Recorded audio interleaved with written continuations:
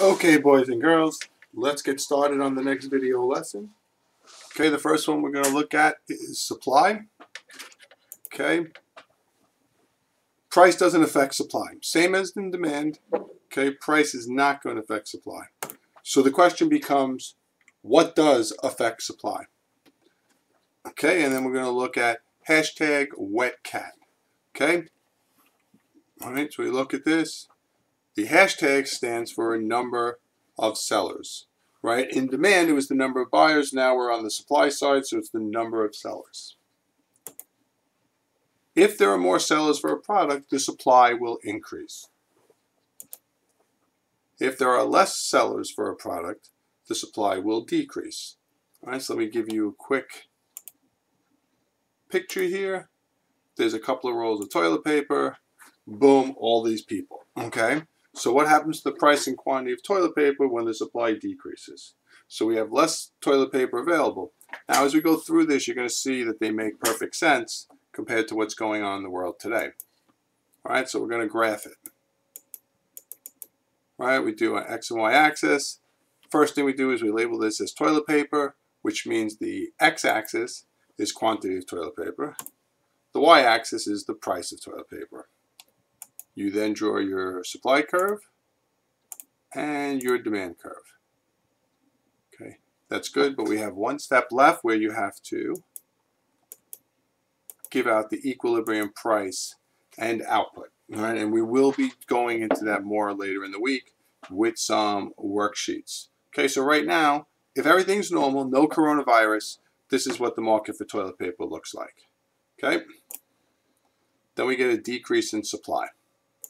Because of the decrease in supply, you'll notice that the output, the quantity went down, and the price went up.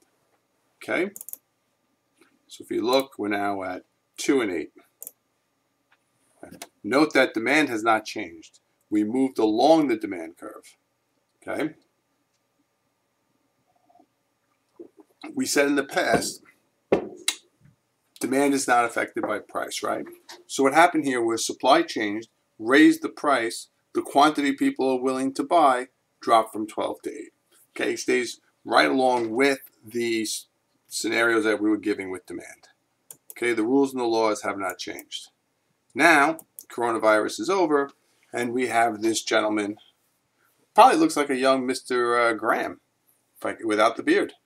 All right, so now he's looking at all these rolls of toilet paper. So what happens to supply when price and quantity, what happens to price and quantity when the supply increases? Same setup, we do the graph, right? Everything starts off at equilibrium. Okay, we're paying $4 for the toilet paper, and then all of a sudden, the supply increases, okay? Which means we now have a lower price and a higher quantity.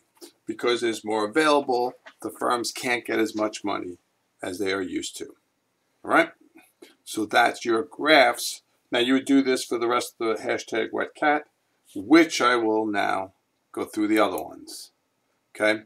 Before that, let's look at, again, we moved along the demand curve. We always said when price fell, what would happen to the amount people wanted to buy? Well, the price fell from $4 to $2.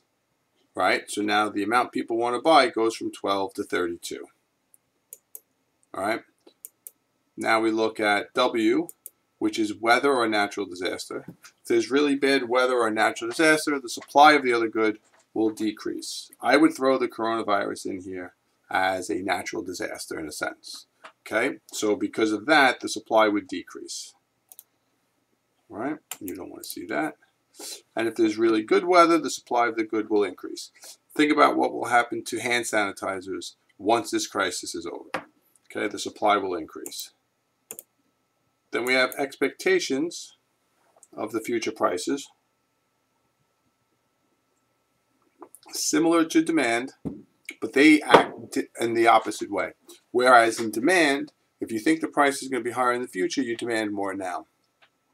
Here, if I expect the price to be higher in the future, I'm actually going to supply less now. So let's say I'm a producer of hand sanitizers. And I'm holding on to them, and then this coronavirus happens. All right. Well, I'm not going to bring them to the market right away because the price is going to be low. I'm going to wait for there to be a shortage. Supply curve shifts to the left, pushes the price up, and then I will bring it to the market. So the supply today will be low if I think the price is going to be higher in the future. Okay, and it goes the opposite way. If we expect the price to be lower in the future, right, the virus is starting to disappear, and you realize that the hand sanitizers aren't going to be worth as much. You would supply as much as you could today because you know they're going to be much cheaper in the future. Okay, T stands for technology. If there's new technology, right, we're able to produce the goods better. Think of the assembly line and how many cars Ford could produce when he brought the assembly line over from England, right? If there's a loss of technology, usually with technology we only go with an increase in supply, all right? But if there's something like Sandy, which destroys our production, our machinery, then we could have a decrease. All right, C is the cost of inputs, the things that go into making a good. So we talked about this in class. You take a pizza. What goes into making pizza? Cheese, sauce, an oven, a person, dough. The price of any of those, the cost of any of those increases, that will affect the supply. Okay? If the cost of inputs rise, the supply of the good will decrease. If the cost of the inputs fall, the supply of the goods will increase. Right? So it's cheaper to make it, I'll make more. It's more expensive, I'll make less. A is an alternative good. Right? If the price of an alternative good increases, the supply of the good will decrease. Think about it, you see these face masks and all of a sudden there's a demand for them, right, which pushes the price up. Well, if I was making tissues and I realized that the price that I could get for masks was higher, I would then shift the supply. So the supply of tissues would go down because I'm moving into the face mask industry. Okay? And also, if the price of an alternative good decreases, so all of a sudden the masks aren't in demand, the price starts to drop, a lot of the people who are making masks will leave that market and come maybe back into the tissue market. Right? And the last one is tax or subsidies. So if the government taxes, that's like another cost. Okay, remember, we're always thinking cost when we talk supply. So if the government puts a tax on a good, the tax is seen as a cost and the supply of the good will decrease. If the government takes a tax off of a good, this is the same as lowering the cost and the supply of the goods will increase.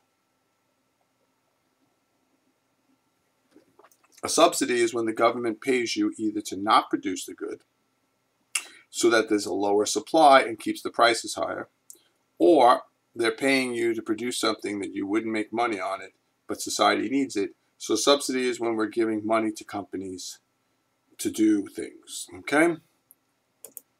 That's all I have for the supply. We're going to do the same thing. We're going to pick four. We're going to go and do an example for #WetCat, just like we did for demand, all right? And again, I tried not to use the coronavirus examples, but there are plenty out there for you to do.